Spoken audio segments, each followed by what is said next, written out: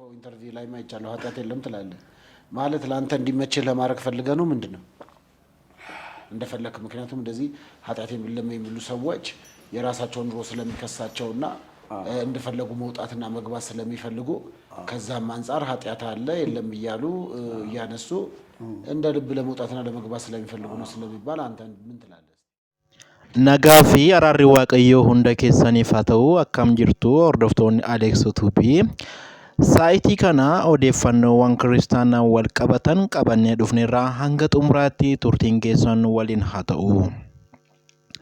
Dhaggeeffattoota keenya namooti yeroo jalqabaaf gara chaanalii keenya dhuftan odeeffannoo nuti isin biraan geenyu ariitiin akka isin bira gahuuf chaanalii keessan kana ammuma saabskraayib godhaa isiniin jechaa kallattiimaan gara odeeffannoo qabannee dhufnetti isin dabarsina. Odeeffannoon keenya saayitii kana qabannee dhufnee inni jalqabaa ergaa faarfataa Malkaamuu Sanbataa barreessee isiniif qoodna.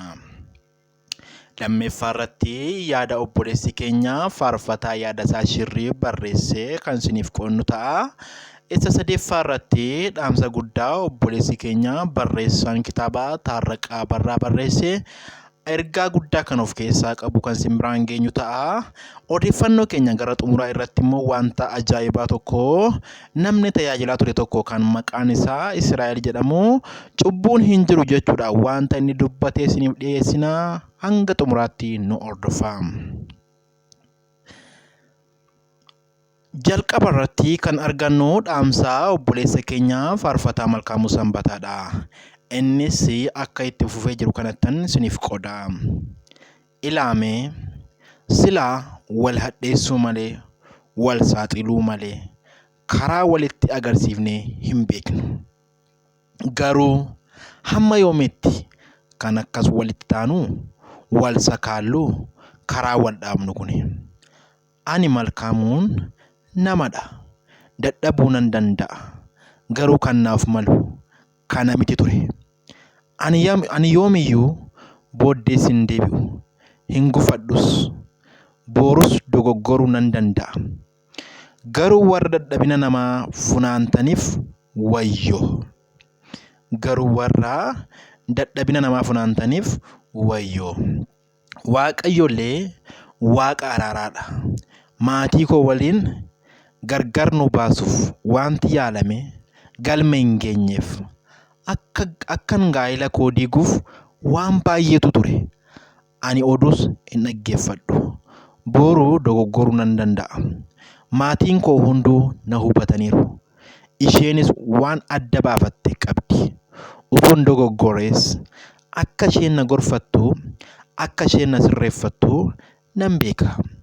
Haadha manaa koo wajjin immoo durumayyuu wal jaallanna. Utuu waliin fuudhin dura turtii waggaa 5 olii waliin turre. Isa kanaan dura uumames namootatu nu gidduu galee akkas nu godhe malee jibba walirraa hin qabnu.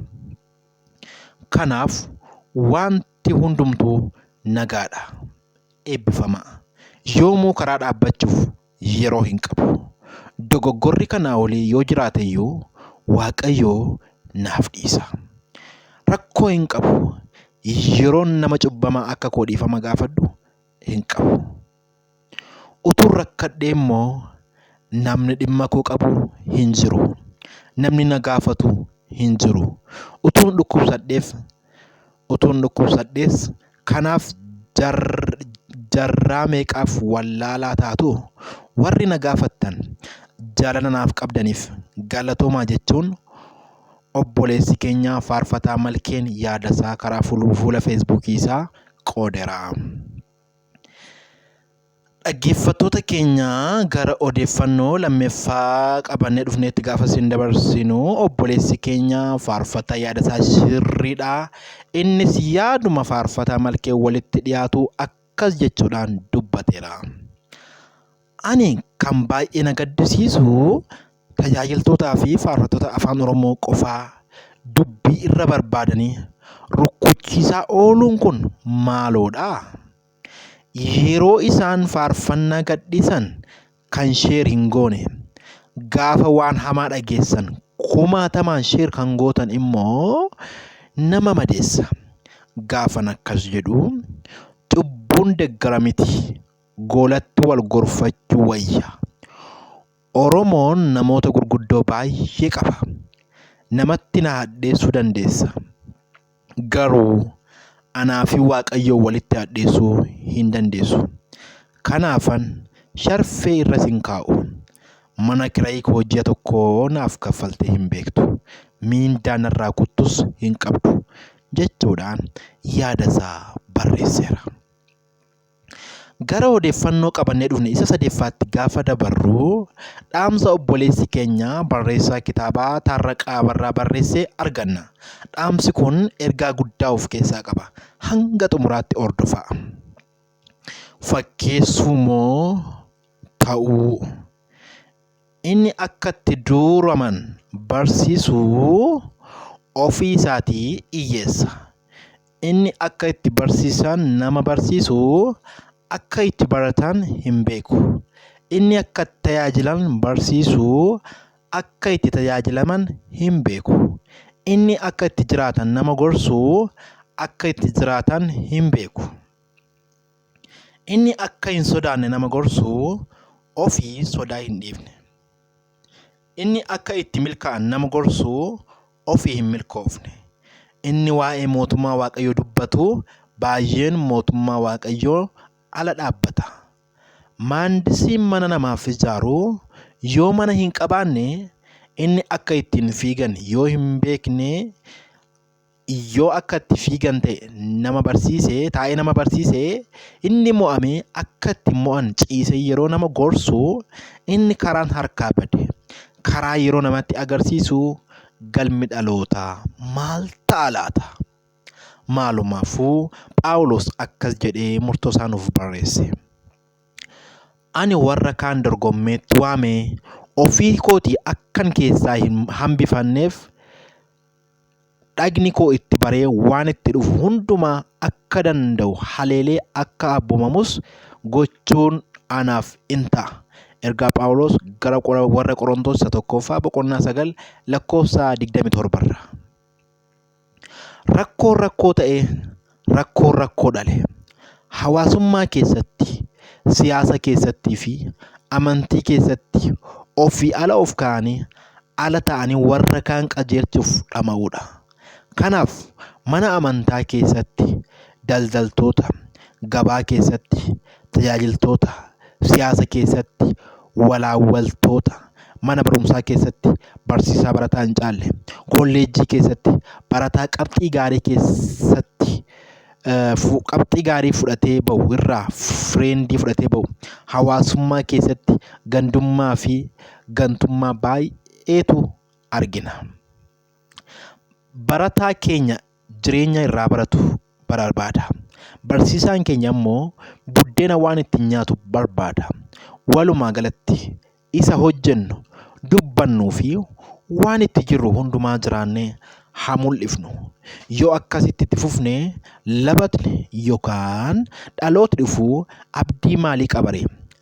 Amantiin Waaqayyoof yookaan uumaadhaaf, hawaasummaan tokkummaaf, barnootni beekumsaaf, siyaasni nageenyaaf, hojiin kaayyoodhaaf haa ta'u. Tajaajilli arrabaan utuu hin taane jireenyaaf haa ta'u. Isinitti haa tolu. Taarraqaa Abarraa Tiibbaa, Sioux Falls, USA irraa. Dhaggeeffattoota keenya odeeffannoo keenya gara xumuraatti gaafa dabarru dargaggeessi tokko cubbuun hin jiru jechuudhaan dubbateera. Akka dargaggeessi Isiree yookaan Israa'el jedhamu kun Divine Show irratti dubbatetti Waaqayyo cubbuu kan jedhu kana nurraa dhorkeera yookaan nurraa balleesseera. Kanaaf cubbuun hin jiru.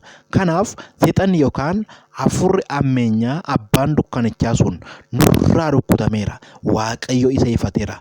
Amma kanaaf cubbuu isa nuti akka hawaasaatti cubbuu hojjennu, isa akka saayinsiitti cubbuu jennuu fi yaadota garaagaraa namooti hojii biizinesii hojjechuudhaaf namoota seexana fayyadamantu cubbuudha malee cubbuun hin jiru jedha.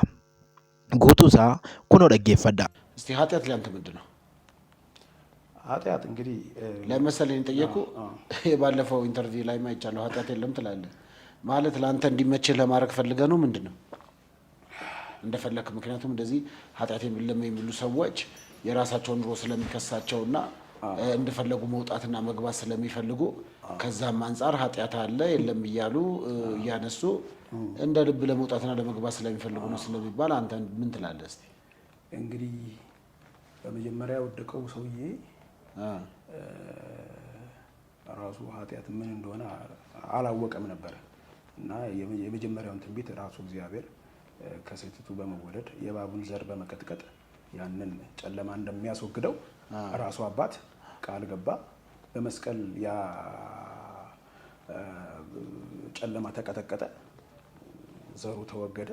ስለዚህ እውነተኛ ኃጢአት ማለት ዝሙት ምናምን ይሄ ዘፈን ምናምን ለብቻ አይደለም የተቀጠቀጠው። ፐርሰን ስብዕና ማንነት የሆነው ተቀጥቅጦ ተወገደ። ስለዚህ አሁን እግዚአብሔር ኃጢአት የሚለው ኃጢአት ተወግዷል፣ የለም። Egaa dhaggeeffattoota keenya yeroo baay'ee hammaataa keessa jirra. Kanaaf mee Waaqayyoon haa kadhannu. Seexanni karaa ittiin dhaloota amantii isaaniirraa kuffisu baay'ee barbaadaa jira. Yeroo ammaattuu kanatti jabeessinee Waaqayyoon haa kadhannuun dhaamsa keenyadha. Dhaggeeffattoota keenya odeeffannoo saayitii kanaaf qabannee dhufnee kan ammaa kanadha. Odeeffannoo keenya yeroodhaan akka isin qaqqabuuf namooti haarawaa chaanalii kanaaf haarawaa taatan saabskiraayib godhaa isiniin jenna. Turtii gaarii eebbifamaa.